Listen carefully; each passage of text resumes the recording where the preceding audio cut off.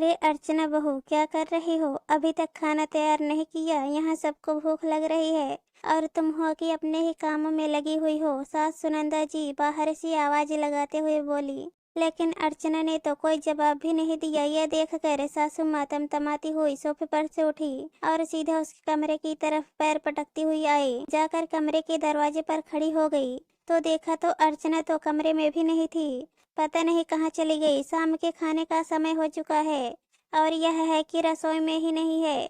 जैसे घर में कोई नौकर चाकर लगे हो खाना बनाने के लिए। बड़बड़ाती हुई वो पूरे घर में घूम गई, लेकिन अर्चना उन्हें कहीं भी नहीं मिली। ये देखकर उन्हें अर्चना की कोई चिंता नहीं हुई, बल्कि उन्हें तो उस पर गुस्सा आ रहा था। अरे भला ये भी कोई बात होती है? कहीं बाहर गई है तो बोल कर जाती और जाने से पहले खाना तैयार करके जाती। कम से कम हम तो अपना पेट भर लेते।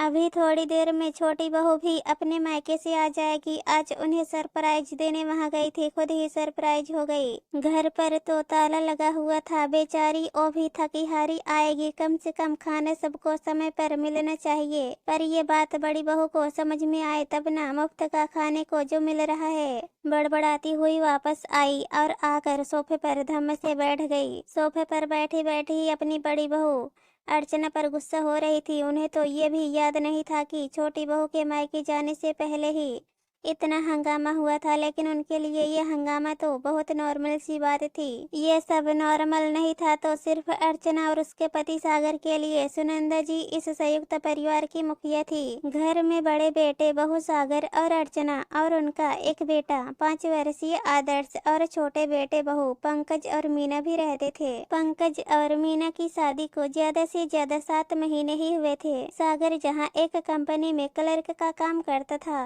वहीं पंकज इंजीनियर था। दोनों के ओहदे में फर्क था तो जाहिर सी बात है दोनों की कमाई में भी फर्क था।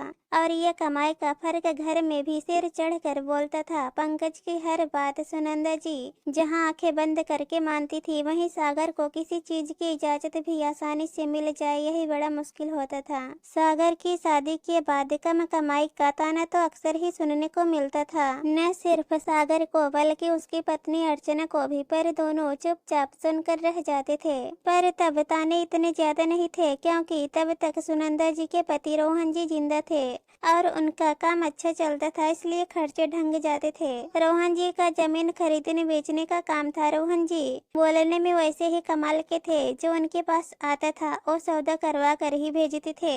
ऐसा नहीं है कि रोहन जी ने सागर को अपना काम सिखाने की कोशिश नहीं की। उन्होंने कोशिश की थी, पर सागर वाकपटुता के मामले में थोड़ा कमजोर पड़ रहा था। वो लोगों को समझा ही नहीं पाता था। इस कारण उसने एक कंपनी में क्लर्क की नौकरी ही कर ली। पर रोहन जी को इसमें भी तसल्ली थी कि कम से कम बेटा अपने पैरों पर खड़ा है, अपनी मेहनत की कमाई खा रहा है। कम से कम इतना कमा लेता है कि अपना और अपनी पत्नी और अपने बच्चों का पेट तो भर ही लेगा। फिर ऊपर से वो बहू भी ऐसी लेकर आए जिसके हाथों में हुनर था, जो पार्लर का सारा काम जानती थी। पर ये अलग बात थी कि सुनंदा जी ने उसे ये काम कभी करने ही नहीं दिया। इधर पंकज पढ़ने लिखने में काफी अच्छा था तो उसने इंजीनियर कर ली। इंजीनियरिंग के आखिरी साल में था तब एक हादसे में रोहन जी की मृत्यु हो गई और वहीं से सब कुछ बदल गया। रोहन जी की जो सेविंग्स थी और जो इंश्योरेंस के पैसे आए थे, वो सब तो सुनंदा जी ने अपने पास ही रख लिए।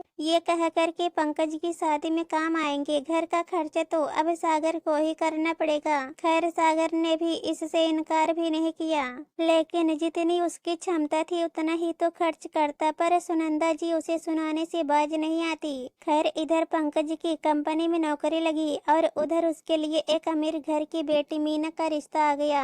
सुनंदा जी ने तगड़े दहेज के लालच में झट से इस रिश्ते के लिए हाँ कर दी और मीना पंकज से शादी होकर इस घर में आ गई। शादी के दूसरे दिन जब मीना का सारा सामान ढंग से रखा जा रहा था तो उस समय नन्हा आदर्श भी उत्सुकता के कारण बीच बीच में आ रहा था। इधर अर्चना घर में रुके हुए रिश्तेदारों की मेहमान नवाजी में लगी हुई थी कि तभी सुनंदा जी डांटते हुए बोली, बड़ी बहू अपने इस शैतान बेटे को संभालो, देखो बार बार बीच में आ रहा है, अभी बेवजह किसी कीमती चीज का नुकसान कर देगा, फिर तुम्हारे और तुम्हारे पति की बस की तो बात भी नहीं है कि उसकी जगह कोई नई चीज दिलवा भी दे। ये सुनकर सभी रिश्तेदार सुनंदा जी की तरफ देखने लगे। वहीं अर्चना झेप गई, उससे कुछ कहते ही नहीं बना। उसने आदर्श को गोद में उठाया और चुपचाप अपने कमरे में लेकर चली गई। इधर सागर ने भी सुना तो उसको भी इस बात का काफी बुरा लगा, लेकिन जब माँ ही ऐसे कहे तो क्या कर सकते हैं, इसलिए सागर भी चुप रहा। पर धीरे धीरे मीना को समझ में आने लगा कि इस घर में अर्चना और सागर की नहीं चलती। पंकज जी की कमाई अच्छी है, इसलिए पंकज के खिलाफ सुनंदा जी कुछ नहीं कहती तो जाहिर सी बात है कि अब मीना का सिक्का ही इस घर में बोलेगा। बस ये बात मीना के दिमाग पर हावी हो चुकी थी, इसलिए उसने घर के कामों में भी कोई खास रुचि नहीं दिखाई। उसे सिर्फ सुनंदा जी से और पंकज से प्यार से बात करनी होती थी, बाकी को तो वो कुछ भी सुना देती थी। 5 साल के छोटे से आदर्श को तो अपने कमरे में भी नहीं आने देती थी। घूमना फिरना, किरटी पार्टी करना, मीना को तो बस इसी में मजा आता था। जबकि सच तो ये था कि जितने पैसे सागर घर के खर्चों के लिए देता था उतने ही पंकज देता था। हाँ, बस कमाई पंकज की ज्यादा थी, इसलिए उसका सिक्का सुनंदा जी के सिर चढ़कर बोलता था। एक दो बार अर्चना ने उसे घर के काम के लिए कहा भी तो सुनंदा जी ने हंगामा कर दिया। अब कम से कम कमाई इतनी नहीं है तो घर के कामों में तो मदद कर ही सकते हो, खर्चे तो तुमसे बराबर होते नहीं है और घर के कामों में भी तुम्हें रोना आता है। अब आज की ही बात लो, मीना को पंकज के साथ अपने मायके जाना था तो उसने अपना सूट निकाल कर पलंग पर रख दिया और हाथ मुंह धोने बाथरूम में चली गई थी। घर के सारे सदस्य बाहर बैठे हुए थे, अर्चना रसोई में काम कर रही थी। तभी आदर्श खेलते खेलते उसके कमरे में आ गया। जब कमरे में आया तो देखा ड्रेसिंग टेबल पर परफ्यूम की बोतल रखी हुई थी। उस बोतल का डिजाइन इतना सुंदर था कि ओ उसे देखने के लिए उसके पास चला गया और बोतल उठाकर उसे देखने लगा। अभी उसे पलट पलट कर देख ही रहा था कि उसके हाथ से वो बोतल छूट कर नीचे गिर गई और गिरते ही टूट गई। आवाज सुनकर मीना दौड़ती हुई बाहर आई। बोतल टूटी हुई देखकर और आदर्श को उसके पास खड़े देखकर मीना का गुस्सा 7वें आसमान पर पहुंच गया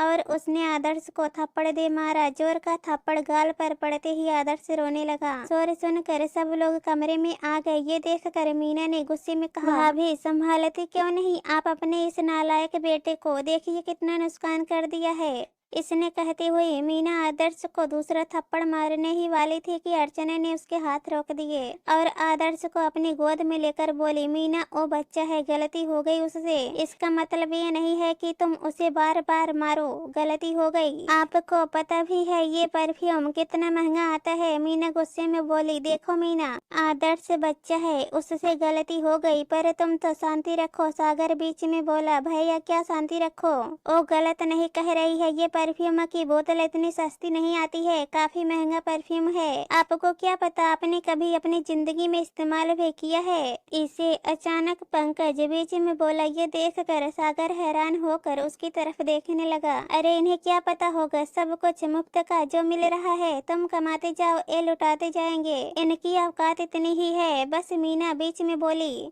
बस करो मीना, तुम्हें शर्म नहीं आ रही है कि तुम अपने जेठ से बात कर रही हो। ओहदे और उम्र में दोनों में वो तुमसे बड़े हैं, सम्मान के अधिकारी हैं। अब की बार अर्चना ने कहा, माफ करना भाभी, माना कि ओहदे और उम्र में मैं छोटे जरूर हूँ पर कमाई के मामले में मेरा पति आप लोगों से बड़ा है, इसलिए अपनी आवाज जरा नीचे करके ही बात करना मुझसे। वैसे भी घर में जिसका पति अच्छा कमाता है उसे की तो तूती बोलती है, मीना ने कहा।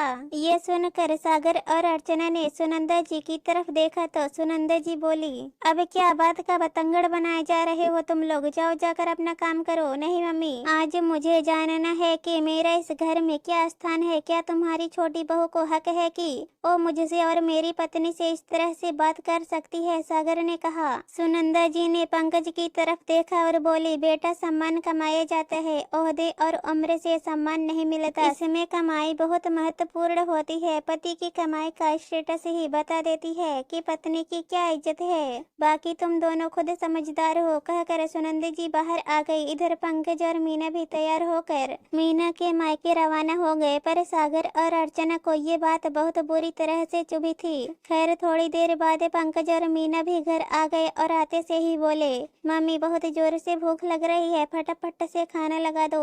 अरे ओ महारानी, घर पर हो तो खाना बने ना, अभी तक तो खाना ही नहीं बना है, पता नहीं कहाँ गई है, वीना बोले। सुनंदा जी ने जवाब दिया, हे भगवान बहुत जोर से भूख लग रही है, तुम कुछ बाहर से ऑर्डर कर लो, मुझसे तो भूखे नहीं रहा जा रहा, कहकर मीना भी वहीं सोफे पर पसर गई। अभी पंकज मोबाइल निकाल कर ऑर्डर करने ही जा रहा था कि इतने में अर्चना आदर्श को लेकर आ गई। उसे देखते ही सुनंदा जी बोली, कहाँ थी अब तक, यहाँ सबको भूख लग रही है और महारानी बाहर घूम रही है, पता नहीं है क्या ये सबके खाने का वक्त है, अब फटाफट रसोई में जा और सबके लिए खाना बना। मम्मी जी आपकी एक बहू और भी है, उसे कहिए वो बना लेगी, कहकर अर्चना अपने कमरे में चली गई। तब तक सागर भी घर में आ गया था। उसे देखते ही सुनंदा जी गुस्से में तमतमाती हुई बोली, ये आज तेरी पत्नी के इतने पर कैसे निकल आए जो खाना बनाने से इनकार कर रही है। घर में नौकर चाकर लगा लिए क्या तुम लोगों ने? नहीं मम्मी, हमने नौकर चाकर नहीं लगाए हैं, बल्कि हमने अपने रहने का बंदोबस्त कहीं और कर लिया है। वैसे भी हम अपने खर्चे का बोझ आप लोगों पर नहीं डालेंगे। आपने इतने दिन मुझे और मेरे परिवार को पाल लिया, उसके लिए बहुत बहुत धन्यवाद। बस इससे ज्यादा मैं आपका एहसान नहीं झेल पाऊंगा, कहकर सागर भी अपने कमरे में चला गया। दूसरे दिन सागर और अर्चना दूसरी जगह शिफ्ट हो गए, पर सुनंदा जी या पंकज में से किसी ने उन्हें रोकने की कोशिश नहीं की, क्योंकि पार्लर का काम छोड़े हुए काफी वक्त हो चुका था। इसलिए अर्चना ने पहले पार्लर ज्वाइन कर लिया। 1 साल वहाँ काम करने के बाद फिर अपना खुद का पार्लर खोल लिया। दोनों पति पत्नी मिलकर कमाते भी थे और अपनी सेविंग्स भी करने लगे थे। धीरे धीरे उन्होंने वक्त के साथ काफी तरक्की भी कर ली। इधर हालात ये थे कि मीना की उजूल फुजूल के खर्चों के कारण अब काफी खर्चा होने लगा था। काम तो उससे वैसे ही नहीं होता था, इसलिए नौकर चाकर भी लगाने पड़े। इसलिए अब पंकज के पास ज्यादा कुछ सेविंग्स नहीं रहती थी और इस बात को लेकर घर में आए दिन झगड़े होते हैं वो अलग। और अब सुनंदा जी उस दिन को कोसती थी जब उसने अपने बड़े बेटे बहू का साथ देने की जगह उन्होंने अपने छोटे बेटे बहू का साथ दिया था। दोस्तों, कहानी पसंद आए तो हमारे चैनल को सब्सक्राइब कर देना। धन्यवाद।